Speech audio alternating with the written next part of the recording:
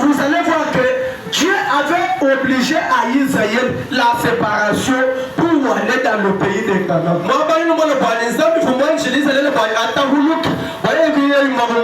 Il leur avait obligé que vous allez maintenant prendre un taureau ou bien un agneau. Chaque maison, vous allez immoler.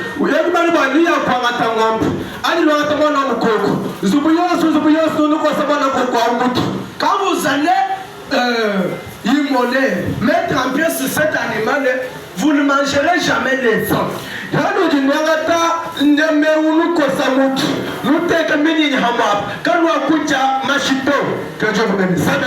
Vous allez manger simplement la viande brûlée au feu avec les herbes amères.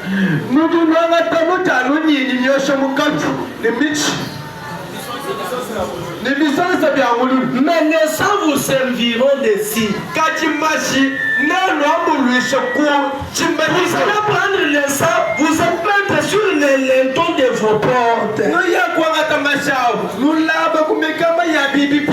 façon que quand l'âge de la mort vient, et qu'il voie les sangs sur les lintons de vos portes, l'âge passera par-dessus. Quand quelqu'un a le Saint-Esprit, c'est-à-dire c'est le sang de Jésus qui est lavé sur la porte de son âme, qui est mis sur la porte de l'âme. Et quand l'enlèvement aura lieu, il ira dans l'enlèvement. Quand la possession viendra, il sera épargné. Mais la condition était que vous allez manger la viande étant debout. C'est pourquoi aujourd'hui, je pense que nous allons écouter la parole de Dieu étant debout. Puisque c'était le moment de se séparer avec les morts. Aujourd'hui, le Saint-Esprit va te séparer avec les coutumes de ta famille. Le Saint-Esprit va te séparer avec la vie de ces morts. Ils avaient mangé exactement comme Dieu leur avait ordonné. Ils étaient debout. Celui qui avait un petit sac, c'était déjà sur les dos. La sœur avait déjà lié le bien. Puisque c'était déjà le départ. Quand tu reçois le Saint-Esprit aujourd'hui, tu es maintenant en route vers l'éternité. Quand tu reçois le Saint-Esprit aujourd'hui, tu n'es pas encore un homme charnel. Tu es devenu maintenant un homme spirituel. Alléluia. Parce que le Saint-Esprit te fait un Dieu. Alléluia. Si vous prenez même Matthieu 25, le premier verset jusqu'à 13, il y a encore une histoire de 10 vierges. Il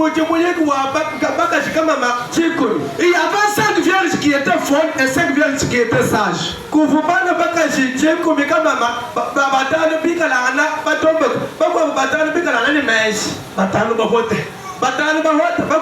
Les 5 vierges folles,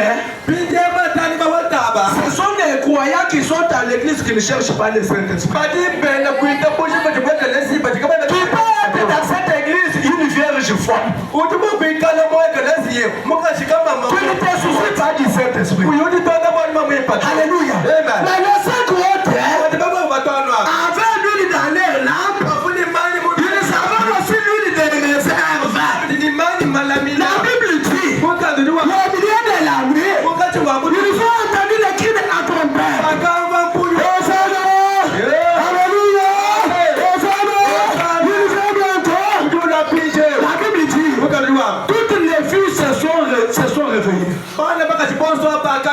Mais quand ils se sont réveillés, les 5 folles sont remarquées que dans leur lampe, il n'y avait pas de l'huile et leur lampe était déjà éteinte. C'est comme ça avec un chrétien qui a l'onction, qui a le ministère, qui sert bien Dieu. Il a l'onction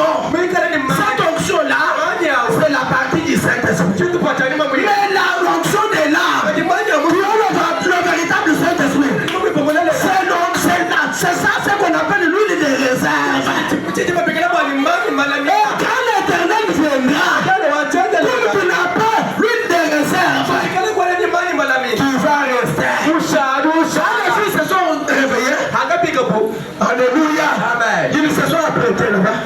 Oui. Ils se sont avancés là-bas. Les 5 sages qui avaient de l'huile se présentaient avec leur lampe allumée. L'Éternel les a créés. L'époux les a admis. Mais les 5 femmes, l'Éternel les a dit, retirez-vous de moi. Pourquoi? Vous ne connaissez pas ni l'air, ni le moment de la venue de l'époux. C'est comme ça un chrétien qui vit sans l'espoir. Il s'agit simplement des choses du monde. Et il ne cherche pas le Saint-Esprit. Maintenant, lisons maintenant Acte chapitre 2.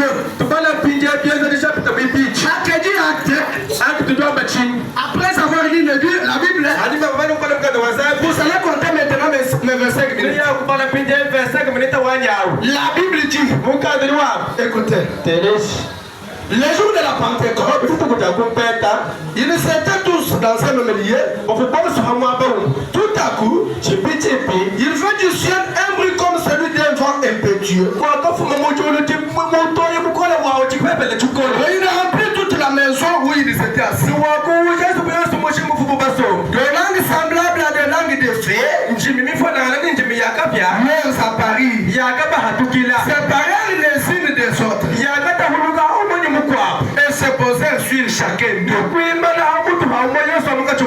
Et ils furent tous remplis du Saint-Esprit. Et se mirent à parler en d'autres langues, selon que l'Esprit leur exprimait des paroles. Et Dieu bénisse la lecture de sa parole.